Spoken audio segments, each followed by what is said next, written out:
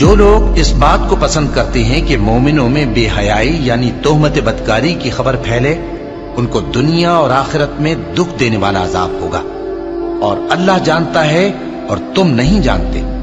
اور اگر تم پر اللہ کا فضل اور اس کی رحمت نہ ہوتی تو کیا کچھ نہ ہوتا، مگر وہ کریم ہے، اور یہ کہ اللہ نہایت مہربان ہے، رحیم ہے۔ مومنوں، شیطان کے قدموں پر نہ چلنا، اور جو شخص شیطان کے قدموں پر چلے گا تو شیطان تو بے حیائی کی باتیں اور برے کام ہی بتائے گا۔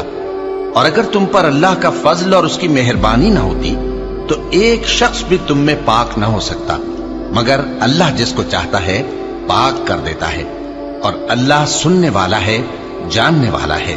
اور جو لوگ تم میں صاحب فضل اور صاحب مال ہیں، وہ اس بات کی قسم نہ کھائیں کہ رشتہ داروں اور محتاجوں اور وطن چھوڑ جانے والوں کو کچھ نہیں دیں گے، اور ان کو چاہیے کہ معاف کر دیں اور درگزر کریں۔ کیا تم پسند نہیں کرتے کہ اللہ تم کو بخش دے؟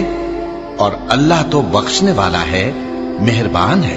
جو لوگ پرہیزگار اور برے کاموں سے بے خبر اور ایماندار عورتوں پر بدکاری کی تہمت لگاتے ہیں، ان پر دنیا اور آخرت دونوں میں لعنت ہے، اور ان کو سخت عذاب ہوگا، یعنی قیامت کے روز، جس دن ان کی زبانیں اور ہاتھ اور پاؤں سب ان کے کاموں کی گواہی دیں گے۔